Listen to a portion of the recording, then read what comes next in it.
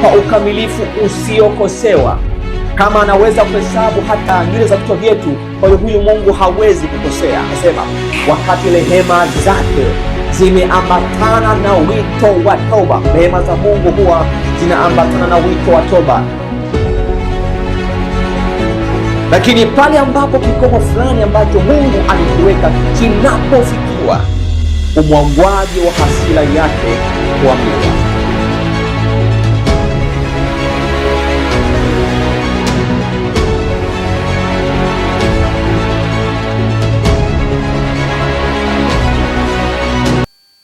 Karibu tena rafiki yangu mpenzi mtazamaji, katika siku ya leo ambayo nina imani ya kwamba Mungu ametupatia tuweze kujifunza na tuweze kutambua kila ambacho kinaojia ulimwengu katika hali ya mshtuko. Na kabla ya kuanza somo letu hili, ninaomba nisome kitabu cha waraka wa pili wa Petro 1:12 na maandiko matakatifu nasema kama ifuatavyo: kwa hiyo nitakuwa tayari kuwakumbusha hayo siku zote. Nitakuwa tayari kufanyaje? Kwa kukumbusha hayo siku zote, ijapokuwa mnajua na kuthibitishwa katika kweli mlionayo, and to be established in the pleasant truth. Kwa hiyo Petro anatukumbusha, nami nawakumbusha, japo mnafahamu hayo mambo yote, lakini pointi kubwa ni kwamba tuweze kuthibitika katika ukweli ambao tulio nao, au the pleasant truth. Nafahamu ya kwamba katika maandiko matakatifu ziko kweli nyingi kulingana na writings 63, lakini ukweli wa leo ndio ambao kundi linahitaji. Na nabii anazungumza wazi kwamba aliwaona wajumbe wakisitasita na kutangatanga katika kweli zingine, lakini leo hii ukweli wa sasa ndio ambao unahitajika kwa kundi ili kusudi kuweza kuiunganisha. Kwa hiyo nabii anazungumza kwamba ukweli huu wa leo ni patakatifu pamoja na in connection na siku 2300, amri za Mungu pamoja na imani ya Yesu, ndicho ambacho kundi linapaswa kulichwa kwa sasa. Kulikuwa na ukweli kila wakati. Wakati wa Nuhu kulikuwa na ukweli, wakati wa Lutu kulikuwa na ukweli, lakini pia hata wakati wa wana wa Israeli Yesu alipokuja mara ya kwanza kulikuwa na ukweli ambao ulikuwa unawaandaa watu kwa ajili ya kumpokea Kristo akizaliwa Bethlehem kama kitoto. Hivyo hata wakati wa mwisho kuna ukweli wa sasa ambao ni lazima watu waweze kuelewa. Na kwa neema ya Mungu leo pia tutakuwa na somo muhimu na nyeti sana ambalo linazungumza kuhusu habari ya ukomo wa rehema. Somo hili linagusa kuhusu habari ya ukomo wa rehema. Na kabla hatujaanza somo hili, rafiki yangu mpendwa, kaka na dada, ninakuomba tu tuanze na maombi na pia tuweze kusonga mbele tukigusa karamu za unabii pamoja na Biblia, lakini pia na matukio ambayo yanaonyesha kwamba tumefika mwisho wa ukomo wa rehema na Mungu atashuka aweze kuiangamiza hii dunia. Hivyo ninakualika tuanze kwa maombi na tafuta nafasi na tujikabidhi mikononi mwake Kristo. Rafiki, karibu sana. Basi tuweze kuomba. Baba yetu na Mungu wetu wa mbinguni, tunakushukuru sana kwa wakati huu na muda huu. Hakuna mwingine mwenye upendo kama wewe. Kutolewa kwa Yesu mwaka wa 31 ilikuwa ni ishara ya upendo, ya kwamba ulimpenda mno mwanadamu hata ukapenda upeo na hata ukaruhusu mtoto wako Yesu Kristo afe msalabani kwa ajili yetu. Tuko hai leo kwa sababu ya damu ya upatanisho ya mwanao Yesu Kristo. Lakini damu hii Baba mbinguni haitazidi kusihi. Kuna wakati Kristo atatoka katika chumba cha patakatifu mno, sehemu ambapo amekaiti akimpatanisha mwanadamu, na hataacha tena huduma ya kumpatanisha. Kwa sababu hilo liko wazi na maandiko matakatifu yako wazi ya kwamba hautafanya jambo lolote lile pasipo kuwajulisha watumishi wako manabii siri zako. Kwenye Amos 3:7 unatamani uweze kutujulisha ya kwamba ukomo huo umekaribia, na wanaoelewa waendelee kuelewa na wasioelewa waweze kuelewa ya kwamba Kristo hatadumu kuwa katika chumba milele zote, ila kuna wakati atatoka. Na tunatamani tuweze kufahamu haya mambo ili kusudi kama kuna wajibu wa kufanya kwa wajumbe wepesi waweze kufanya haraka kuwafikia watu wengine, lakini na wale ambao wamefikiwa nao wafikie watu wengine, na watu waweze kuandaliwa kwa ajili ya ujio wako Kristo. Hivyo katika masaa haya tunajikabidhi kwako, tukijisalimisha chini ya uangalizi wako, na tukiruhusu Roho Mtakatifu aweze kusadikisha akili zetu, tukiruhusu pia malaika zako walinzi waweze kutamalaki katika eneo hili, kusudi shetani asiweze kupata nafasi tunapochunguza hizi kweli za msingi, hizi kweli za kufunga historia ya ulimwengu. Tunatamani Mungu uweze kutuongoza, hivyo ongoza akili zetu na mawazo yetu, mtazamaji aweze kusadikishwa, nami pia niweze kusadikishwa, na sote tuweze andaliwa kwa ajili ya ujio wa Kristo. Asante maana umesikia, na najua ya kwamba kwa sababu ni mwaminifu utatenda na kuzidi kwa Kristo Yesu. Amen. Tukijifunza kile kitabu cha Petro wa pili 1:13 tumegundua kwamba kuna ukweli, na Petro natamani watu waweze kuwa established katika present truth, na somo linasema ukomo wa rehema. Nini maana ya rehema? Rehema ni kiasi cha huruma ambacho Mungu anakitoa kwa kipindi fulani cha watu, ambao rehema hii pia huambatana na maonyo, na watu wanapoonywa waweze kuchagua kutii maonyo Mungu ambayo alikuwa anakusudia. Na kumekuwa na vipindi vingi ambavyo rehema hii imekuwepo. Wakati wa Nuhu rehema ilidumu, waliambiwa kwamba rehema yao ilikuwa inakomea miaka 120 toka Nuhu alipoambiwa anze kujenga safina. Na baada ya rehema hii kukoma, Mungu alishusha ghadhabu yake. Lakini pia hata wakati wa Waamori Mungu alitoa mpaka kizazi cha 4. Lakini pia hata wakati wa wana wa Israeli walipewa miaka 490 ambayo ilikuwa ni majuma 70 kwenye Danieli 8:9, ya kwamba basi kwa muda huo Wayahudi walipaswa wakomeshe dhambi na kutia muhuri maneno nabii. Lakini tuliona katika muda wote huo kuna baadhi ya watu ambao walikuwa wanatii rehema hiyo na kuchagua kwa upande wa Mungu, lakini kuna baadhi ambao walikataa kutii maagizo ya Mungu na kuchagua upande ambao wao waliona kwamba unafaa. Hivyo rehema kwao ikakoma. Lakini pia hata mwaka 1844 kwa makanisa ya Kiprotestanti ambayo yalikuwa yamehubiriwa ya kwamba ingie ndani ya Sabato na kumpokea Kristo, wakati alipokuwa akiingia ndani ya chumba cha patakatifu mno ilipaswa waingie naye, na baadhi walichagua na wengi hawakuchagua. Hivyo idadi ya watu wakati ule rehema yao ilikoma, na Mungu akawa ametoa tena ample chance ya kwamba injili tena ihubiriwe na watu waelezwe ya kwamba wamchague Kristo na wachague injili yake, na pasipo hivyo rehema yao itakoma pia. Hivyo somo la leo linakwenda kujikita kuzungumza na kuonesha kwamba kuna kikomo cha rehema ya Yehova, sio kwamba Mungu atadumu kuwavumilia wazambi wasiotaka kutubu mpaka mwisho au mpaka milele. Hivyo Mungu anatamani watu waweze kutambua ya kwamba kuna kikomo ambacho Mungu amekiweka. Na hicho kikomo ni kipi? Neema ya Mungu yatosha itaweza kutusaidia kuelewa kikomo ambacho rehema ya mwanadamu haitaweza kuzidi.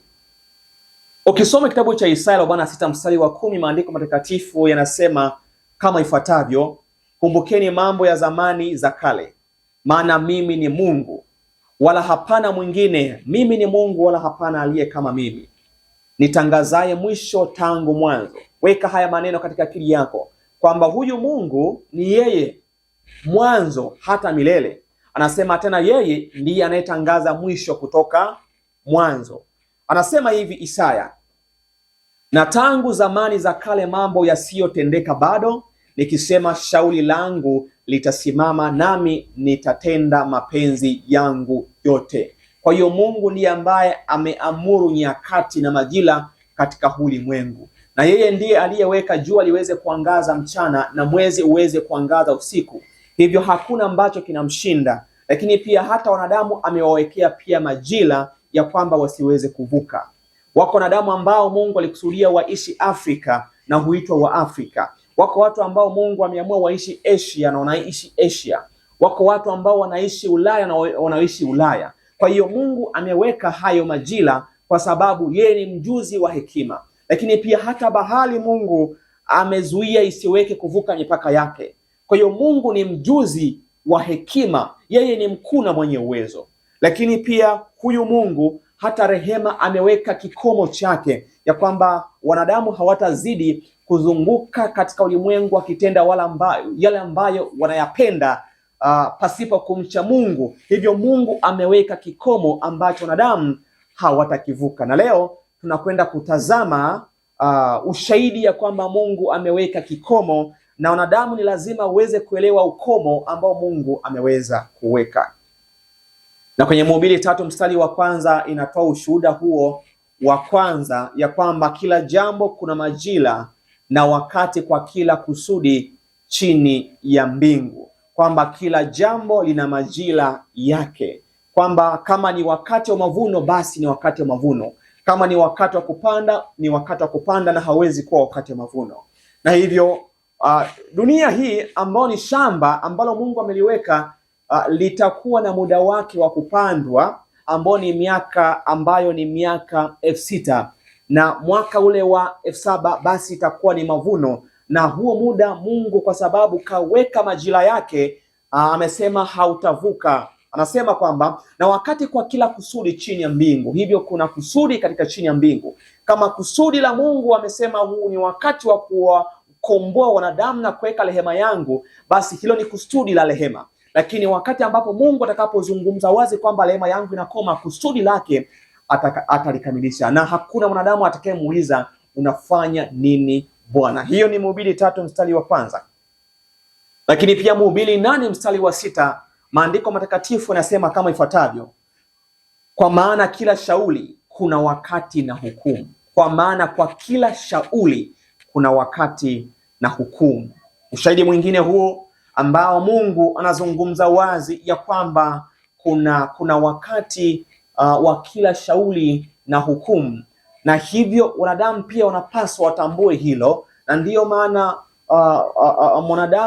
mwanamke ni miezi 9 huchukua mimba na mpaka anapojifungua ni Mungu ameweka na ameamuru, na vitu haviwezi kuvuka. Na inapovuka kwa wataalamu wa biolojia ni kwamba huyo mtu anakuwa na abnormal labor au anakuwa na abnormal pregnancy. Kwa hiyo huyo mtu lazima awaone wataalamu wa afya, kwa sababu tayari amevuka kiwango ambacho Mungu amekiweka. Hivyo hata ulimwengu wetu huu hautavuka kiwango ambacho Mungu amekiweka, ndani ya kikomo fulani ambacho Mungu amekiweka, ambapo tumejifunza kwa muda mrefu kwamba ni takribani miaka 6,000 itavuka. Maanake Mungu itapaswa achunguze kwa nini kikomo hiki kimevuka. Na watu wengi wanasema kwamba kwa sababu injili haijahubiriwa basi Mungu atatoa rehema. Hapana, wakati wa Nuhu ule muda ulipokuwa umewekwa miaka 120, Mungu hakuzidisha. Hivyo hata wakati huu Mungu hataweza kuzidisha. Tutajifunza kikomo cha wanadamu kinakomea wapi, na tutaona kwamba Mungu wetu wa mbinguni yeye ni mjuzi wa hekima, hakiwezi kuvuka kwa sababu ameshaweka ukomo, na anatamani watu waweze kufahamu huu ukomo. Kama ilivyokuwa wakati wa Nuhu, pia ndivyo itakavyokuwa wakati wa kuja kwake mwana wa Adamu atakapokuwa anakuja mara ya pili, na watu wataelewa, watatambua kikomo chao, na wachache wataamua kutii na wengi hawataamua kutii, kama ilivyokuwa wakati wa Nuhu. Lakini pia katika Matendo 17 mstari wa 26 inazungumza kama ifuatavyo: naye alifanya kila taifa la wanadamu kutoka katika mmoja ambaye ni Adam, wakae juu ya uso wa nchi yote, akiisha kuwawekea nyakati alizoziamuru tangu zamani na mipaka ya makazi yao. Hivyo Mungu alikusudia kwamba nitazaliwa katika wakati wa kizazi cha mwisho. Mungu alikuwa ameweka wazi ya kwamba mimi nitashuhudia matukio pamoja na rafiki zangu wengine ambao tunashuhudia matukio haya. Tutashuhudia matukio ambayo yanadhihirisha kwamba mlango wa rehema upo karibu kufungwa. Hivyo ni Mungu alikuwa amekusudia hivyo. Akina Ibrahimu Mungu alikusudia kwamba wangezaliwa wakati huu waliozaliwa. Akina Nuhu wote Mungu alikusudia, kwa sababu ameweka kuwekea wanadamu wote nyakati alizoziamuru tangu zamani na mipaka ya makazi yao, kwamba mimi nilizaliwa Afrika na mimi ni Muafrika. Hivyo ni Mungu amekusudia mambo yote yawe hivyo. Kwa hiyo katika majira na katika wakati Mungu ameweka mambo yote hayo, na wanadamu ni lazima wamuelewe Mungu. Mungu ni mjuzi wa hekima zote. Yeye hutembea na ratiba zake, na ndiyo maana hutembea na ratiba ya saba. Kila wakati utagundua kwamba Mungu hutembea na saba. Sikukuu saba amezungumza wazi. Miaka 6 ya kulima shamba na mwaka wa 7 kupumzika. Mtumwa miaka 6 na mwaka wa 7 kupumzika. Siku 6 fanya kazi, sabato siku ya 7. Miaka 6, mwaka 7 ni mbinguni. Hivyo Mungu ameweka ratiba yake, na hiyo ratiba ni lazima wanadamu waweze kuitambua. Na kutokutambua ni kutokutaka kutambua, na kutokutambua hakuzuii Mungu kushusha adhabu yake. Kwa nini? Kuna ishara ambazo Mungu amezitoa watoto wake waweze kuelewa. Ishara ya kwanza ni ongezeko la watu duniani. Ongezeko la watu duniani. Wakati wa gharika, baada ya kuongezeka kwa maovu, tukijifunza kile kitabu cha Mwanzo sura ya 6 na Mwanzo sura ya 7, kinaeleza wazi ya kwamba baada ya watu kuongezeka kuna mambo ambayo yalifuata, na hayo ni ishara ya kwamba kikomo kipo karibu kufika. Mwanzo sura ya 6, maandiko yanasema hivi: ikawa wanadamu walipoanza kuzidi usoni pa nchi, na wana wa kike walizaliwa kwao, wana wa Mungu waliwaona hao binti za wanadamu ya kuwa ni wazuri. Na hapa nazungumza matabaka mawili. Kuna familia moja ilikuwa ni familia ya Hes, ambao walikuwa ni wana wa Mungu, ambao alikuwa huyu ni mlisi wa Abel.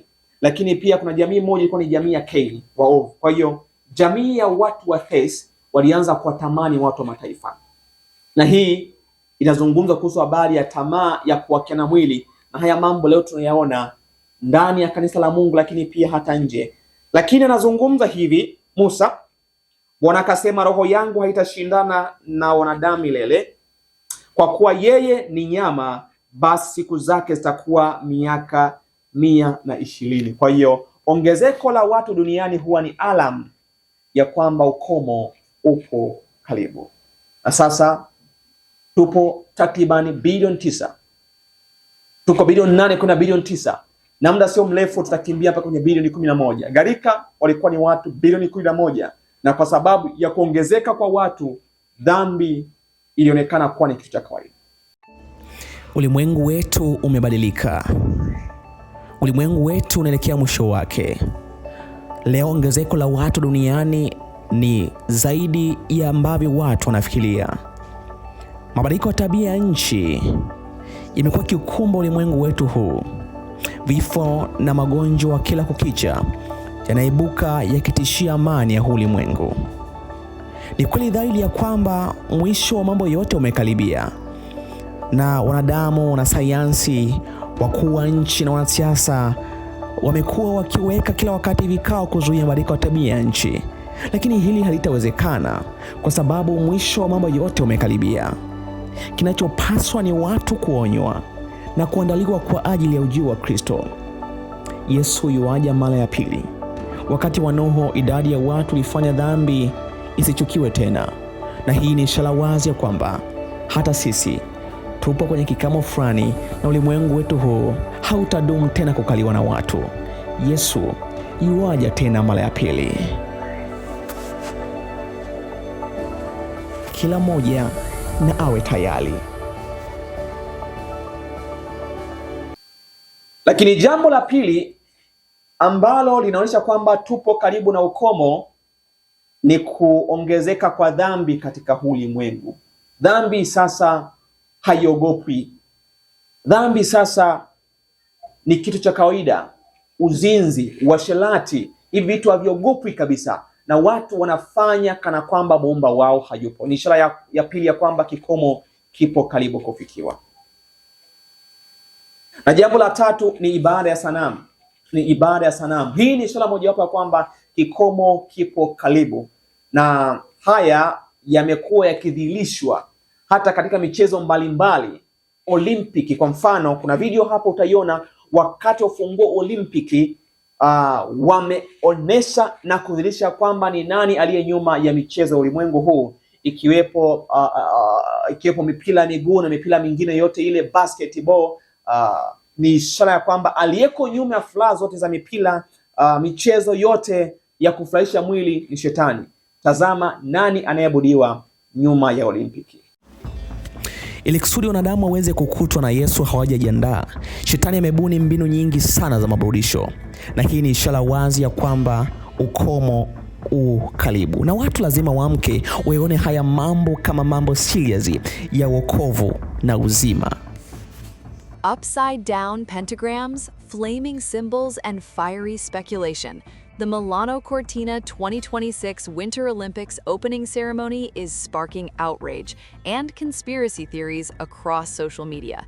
Videos from the event are going viral, with some viewers claiming the organizers showcased satanic symbols right in front of millions. Was it intentional, a secret message, or just a visual misinterpretation? Let's break down what actually happened and why this ceremony has everyone talking. Actions were intense. Of course, we get a satanic pentagram at the Olympics from the globalists trying to destroy the West. Look at this blatant worshipping of a flaming pentagram. Liberalism has always been rife with Luciferians. Clearly visible upside-down pentagram at the opening ceremony, revelation of the method.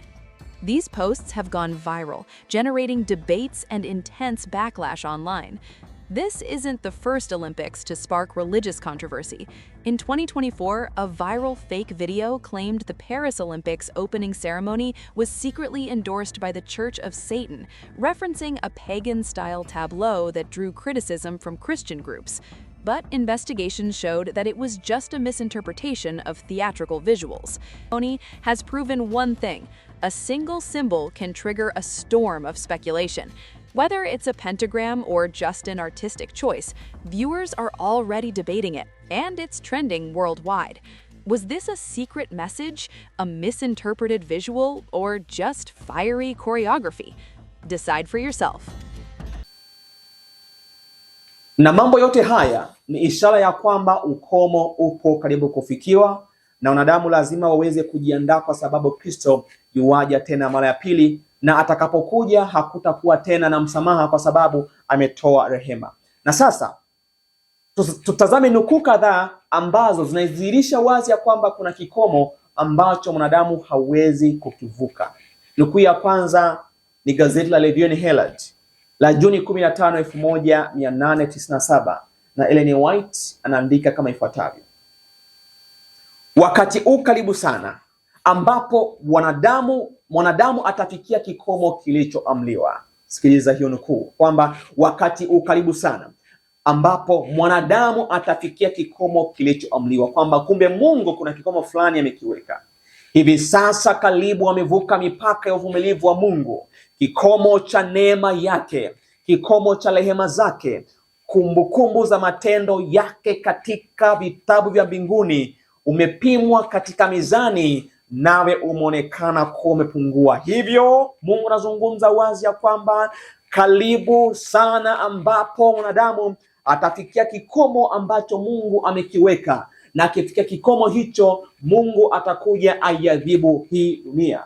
Tumeona kwa sababu ya ongezeko kubwa la watu, lakini tumeona pia kwa sababu ya dhambi nyingi za wanadamu, lakini pia ibada ya sanamu, ambao watu leo hawaoni huluma kumuua mwanadamu zao, hawaoni huluma kutenda mambo ya uzinzi na washerati, lakini hawaoni huluma kuabudu sanamu. Hii ni ishara wazi ya kwamba Kristo yupo karibu kurejea, na kikomo hiki kipo karibu kufikiwa.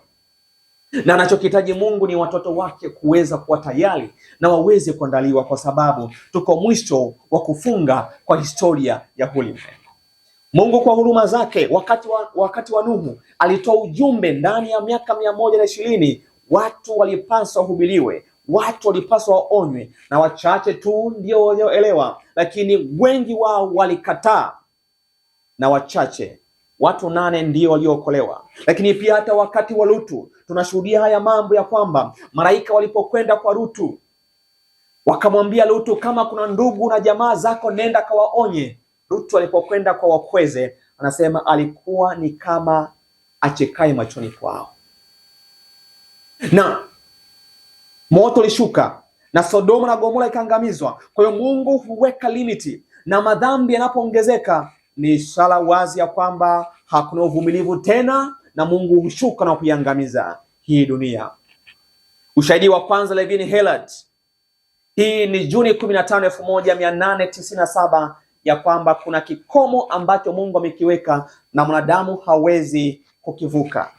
Na ushahidi wa pili ni gazeti la Levin Hillard la Januari 11, 1887. Hii ni paragraph ya 5 na Ellen White kwa ushahidi mkubwa anarekodi kama ifuatavyo: kwa ukamilifu usiokosewa, yeye asiye na mwisho ameweka hesabu za mataifa yote kwa ukamilifu usiokosewa.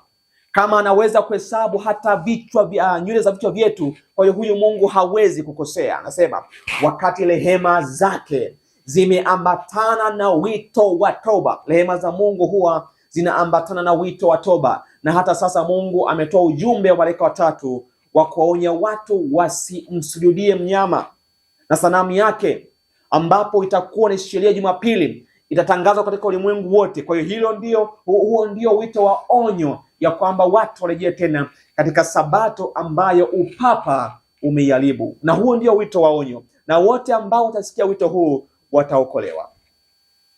Anasema wakati rehema zake zimeambatana na wito wa toba, hesabu hii hubaki wazi. Lakini pale ambapo kikomo fulani ambacho Mungu amekiweka kinapofikiwa, sikia hoja hiyo kwamba lakini pale kikomo fulani ambacho Mungu amekiweka kinapofikiwa, kumbe Mungu ameweka kikomo fulani, anasubiria kifikiwe.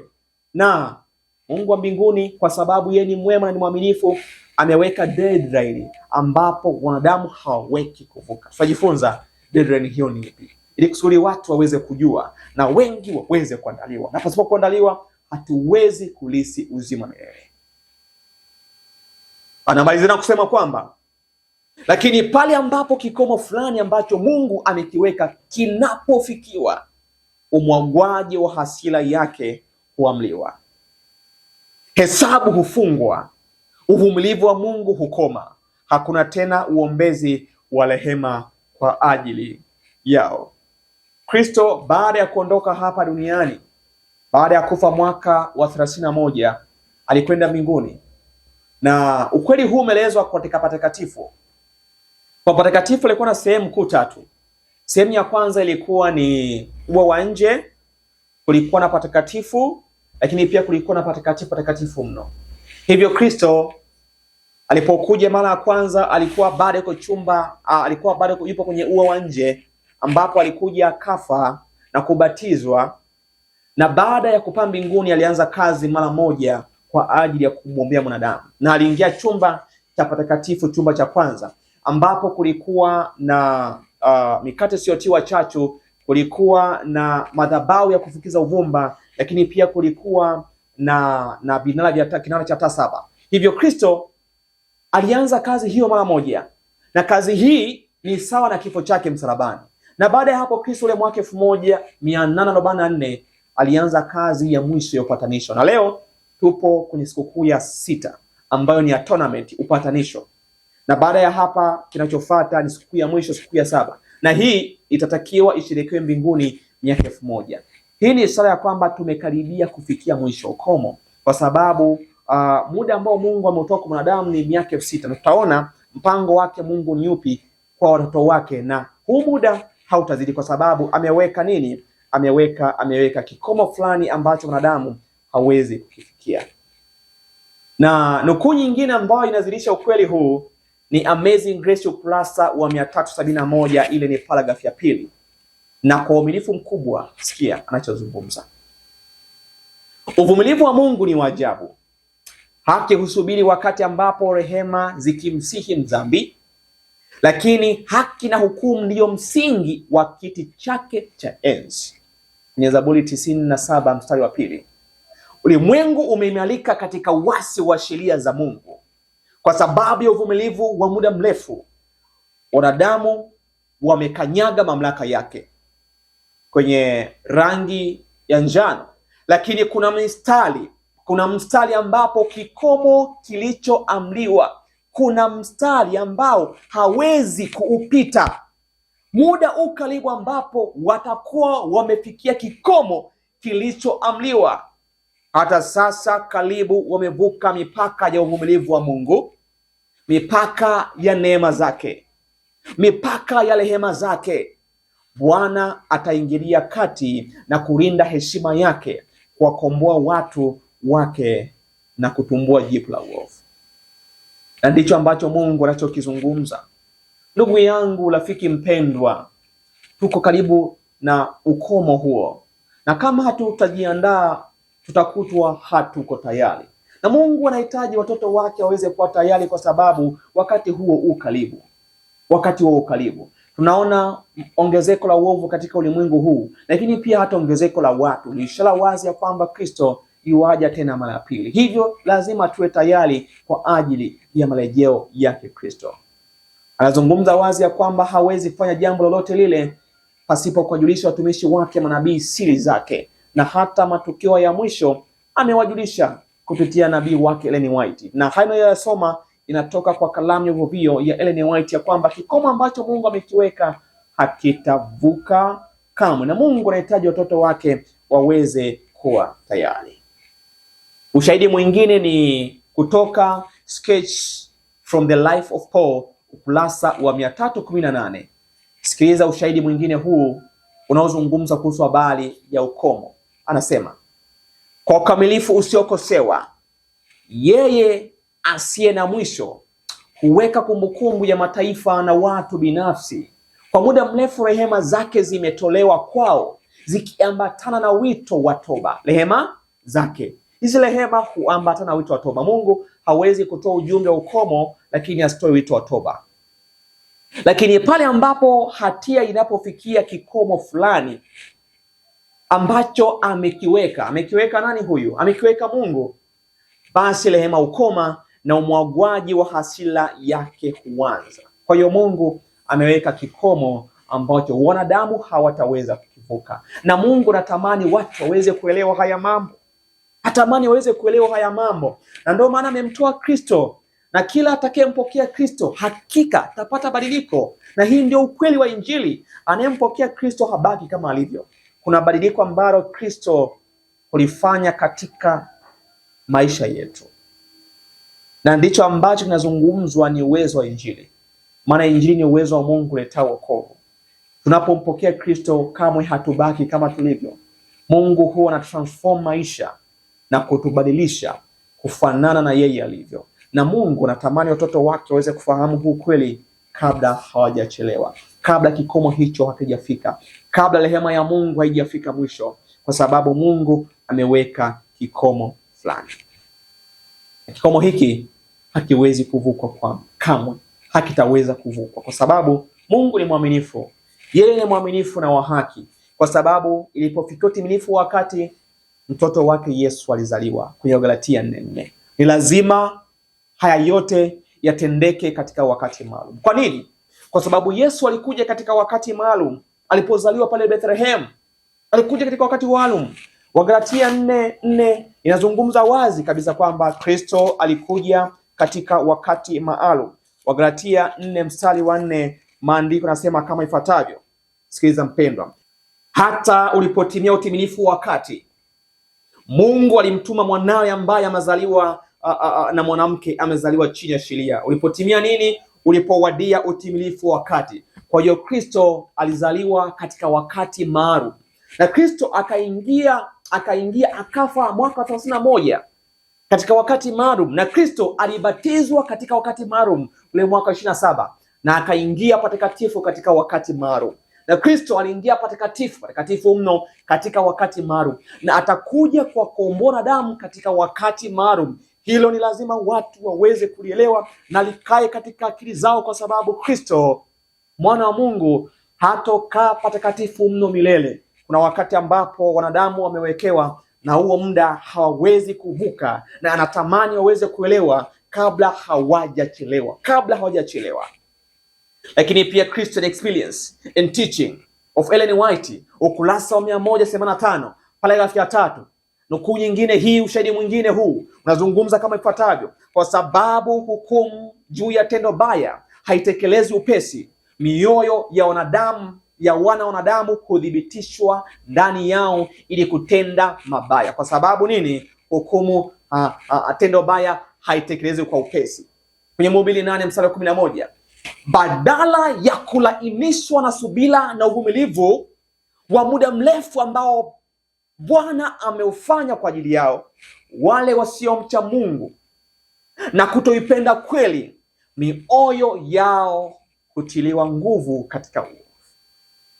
Kuna sayansi hii, kadri unavyopinga nguvu ya Mungu, kadri unavyojitoa kwa shetani, ndivyo ambavyo nguvu ya Roho Mtakatifu kukunyakua katika uovu inavyozidi kupungua. Na anasema kwamba nabii wa Mungu, lakini kuna kikomo hata katika uvumilivu wa Mungu. There is a limit. Kuna kikomo katika uvumilivu wa Mungu. Mungu hataendelea kumvumilia mtoto wa mwanadamu asiyetaka kuzidi. Wakati wa Nuhu Mungu alitoa miaka 120 na hiyo haikuzidi, na Mungu akashusha gharika. Na wakati huo ameahidi nini? Ameahidi ya kwamba anakuja kuangamiza ulimwengu huu kwa moto, na si kwamba hatupendi, anatupenda. Kwa hiyo wakati wito wa rehema, wakati rehema inapozidi, Mungu pia huwa anatoa wito wa rehema, wito wa onyo, na watu waweze kumpokea. Kwa nini? Pointi iko hivi. Mungu si kwamba anataka kuangamiza wanadamu, lakini Mungu anachokitazama ni kitu kimoja, madai ya sheria. Sheria inadai mdhambi afe, na mdhambi huyu anapaswa kufata mpango wa uponyaji kwa kukubali damu ya Kristo. Hivyo damu ya Kristo, tunapokuwa tumefanya toba, damu ya Kristo inapakwa katika makosa yetu, na mbele ya dhambi tulifanya inaandikwa msamaha. Kwa hiyo madai ya sheria inapokuja kutazama kwamba huyu alipaswa afe, na inapokuta kwamba kuna damu ya Kristo, kama ilivyokuwa wakati wa Wamisri ambapo Mungu aliwaambia Wayahudi kwamba wapake damu katika miimo ya milango yao, na wakati malaika wa maangamizi alipokuja, baada ya kuona damu alipita juu. Na hii haikuwa kwa Misri tu, haikuwa kwa Wayahudi tu, hadi kwa Misri ambao walitia agizo la kupaka damu waliokolewa. Kwa kitakachokuja kuwashangaza watu si kwamba wametubu dhambi zao, lakini sayansi ya kufutwa dhambi kwa damu ya Kristo ndicho jambo la ajabu ambalo malaika pia wanatamani kulitazama. Kwa hiyo pointi kubwa ni msamaha unaowekwa baada ya watu kumpokea Kristo. Kwa hiyo idadi kubwa ya watu ambao hawajishughulishi na kumpokea Kristo na kukubali msamaha wake wataachwa nje. Maana yake majina yao yatakapokuja kuchunguzwa, katika majina yao hakutakuwa na neno msamaha. Hivyo Mungu atawakataa. Si kwamba wapendi, ile ni kwa sababu wamekataa mpango wake wa ukombozi. Wamekataa njia yake ya kuokolewa, ambao ni njia pekee ya kumpokea mwana wa Mungu na kukubali damu ya upatanisho. Na leo Kristo yupo katika chumba hicho ambacho hatadumu kwa muda mrefu, atatoka. Na atakapotoka, kama watu watakuwa bado hawajampokea na kukubali damu yake ya upatanisho, hawataweza kupatanishwa milele. Hivyo ni lazima Mungu aje na kuhukumu ulimwengu. Anasema lakini kuna kikomo hata katika uvumilivu wa Mungu, na wengi wanavuka mipaka hii, wameipita mipaka ya neema. Kwa hiyo Mungu lazima akatishe na kulinda heshima yake. Hii hapo ni Christian Experience and Teaching of Ellen White, ukurasa wa 185. Lakini pia Pambano Kuu, ukurasa wa 36, paragraph ya pili, nabii wa Mungu anasema kama ifuatavyo: kutotii na kukosa shukrani vina sababu kubwa kwa ajili ya shukrani kwa rehema na uvumilivu wa Mungu katika kuzuia ukatili na mamlaka yenye nia mbaya ya mwovu. Lakini wakati watu wanapovuka mpaka wa uvumilivu wa Mungu, kizuizi hicho kinaondolewa. Rehema inafanyaje? Inaondolewa. Mungu hawezi kusimama mbele ya mkosaji kama mtekelezaji wa hukumu dhidi ya uasi, bali kuwaacha wakataaji wa rehema zake wao wenyewe huvuna kile walichokuwa wamekipanda. Kila mwale wa nuru uliokataliwa, kila onyo lililodharauliwa au kupuuzwa, kila tamaa iliyoendekezwa, kila uharibifu wa sheria ya Mungu ni mbegu iliyopandwa ambayo itatoa matunda yake daima. Roho wa Mungu anapopingwa daima, hatimaye anaondolewa kutoka kwa mwenye dhambi, na kisha hapo hakuachi nguvu yoyote ya ulinzi wowote dhidi ya uovu na uadui wa shetani. Hello. Na ndicho anachokizungumza, na ukweli huu Mungu anatamani watu waweze kuelewa. Anatamani waweze kutambua kwamba kuna kikomo ambacho Mungu amekiweka. Kuna kikomo. Lakini pia ushahidi mwingine ni Last Day Event ukurasa 40 paragrafu ya 3. Anasema hivi: wakati rehema za Mungu huvumilia kwa muda mrefu juu ya mdhambi, kuna kikomo ambacho wanadamu hawataendelea katika dhambi. Kwa nini? Mungu atasimama aweze kuthibitisha sheria yake na heshima na kulinda heshima yake. Pale ambapo kikomo hufikiwa, basi fursa za rehema huondolewa na umwagaji wa hukumu huanza. Ndicho kinachozungumzwa Last Day Event hiyo hiyo paragrafu ya 4 ukurasa 40. Anazungumza pia nabii wa Mungu kwamba wakati unakuja ambapo katika majivuno yao na kutokujali wanadamu watafikia hatua ambayo Bwana hata waruhusu wavuke, na watajifunza kuwa kuna kikomo katika uvumilivu wa Yehova. Kuna nini? Kuna kikomo katika uvumilivu wa Yehova. Hiyo inapatikana pia Shuhuda kwa Kanisa gombo la 9 ukurasa wa 13. Lakini pia Last Day Event ukurasa 40 paragrafu ya 4 anasema kwamba kuna kikomo ambapo hukumu za Yehova haziwezi kucheleweshwa zaidi. Kuna kikomo ambacho Mungu amekiweka na ambapo hukumu zake haziwezi kucheleweshwa zaidi. Na watu ni lazima watambue kwamba kuna kikomo, there is a limit.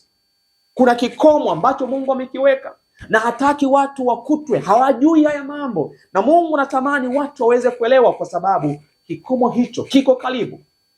Tunashuhudia dhambi leo hii ikitafunwa kama pipi na watu hawaogopi tena dhambi. Tunashuhudia pia ibada ya sanamu hadharani. Hii ni ishara kwamba Kristo karibu kutoka katika chumba cha patakatifu mno na atakuja kwa ajili ya kuadhibu wanadamu. Lakini pia ongezeko la watu duniani ni dalili mojawapo ya nini? Ya kwamba ukomo upo karibu. Wakati wa Nuhu, idadi kubwa ya watu ilipoongezeka, akaunti ya Mungu ilikuwa karibu kufungwa na walipewa miaka 120, na muda huo kama ungekoma pasipo toba, basi Mungu angeshusha ghadhabu yake, na kweli haikukoma. Hii ni ishara ya wazi ya kwamba Kristo wakati anatoa rehema yake pia huambatana na ujumbe wa onyo, na huu ndio ukweli wa sasa. Mungu anatamani waweze kuelewa kabla Kristo hajatoka katika chumba cha patakatifu patakatifu mno. Na kutokuchagua huu kweli kuelewa, ni watu watakutwa hawajajiandaa, na hii haitowaacha salama. Mungu anatamani watu wake waweze kuandaliwa kabla hawajachelewa. Huu ni wito wa mwisho, ni wito wa rehema kabla hatujachelewa. Mungu wetu atusaidie sana. Mungu wetu atuandae kwa ajili ya changamoto inayokuja mbele yetu. Kabla changamoto haijafika, natamani watu wake waweze kumkimbilia kabla hawajachelewa. Kumbuka leo tulikuwa tunaonesha nukuu na ushahidi ya kwamba kuna kikomo. Somo lijalo tutaonesha kikomo na nchi ya Marekani, ambapo kwa neema za Kimungu atatupa tena mwanga kuona kwamba wakati ukomo huu unapofikiwa, kuna dalili ya taifa kubwa, super power, nchi ya Amerika, ambayo itaonesha wazi ya kwamba uvumilivu wa Mungu hautovumilika tena, na Mungu atashuka kwa ajili ya kuangamiza. Hivyo mwisho wa somo hili ni mwanzo wa somo lingine. Hivyo ninakualika rafiki mpendwa, tuweze kumaliza kwa ombi kabla karibu. Asante Mungu mwema na Baba yetu mwenye upendo, nimegundua kwamba kuna kikomo, na tunachokiomba Mungu na rafiki yetu mwema ya kwamba tuwe tayari kabla tujachelewa. Ratiba hizi ambazo ziko wazi mbele ya macho yetu, tunaona ongezeko kubwa la watu. Tunashuhudia mambo yote hayo, uovu kuongezeka. Baada ya sanamu hadharani, ni ishara ya kwamba Yesu yuaja mara pili. Tusaidie kuwa tayari, mimi na mtazamaji, na tuweze sote kuwa tayari. Mwisho wa somo hili ni mwanzo. Tupe neema na rehema za kushinda dhambi. Mapenzi yako yatimizwe kwa Kristo Yesu. Rafiki zangu, kaka na dada, Mungu awabariki sana. Tusiache kuombeana na tuwe tayari, kwa sababu kikomo hicho kipo karibu kufika. Neema ya Yesu atosha. Maranatha, tutakutana tena panapo majaliwa. We are closest to the end of the world, the appointed time of the great controversy, which is 6,000 years, is ending. Jesus is coming soon.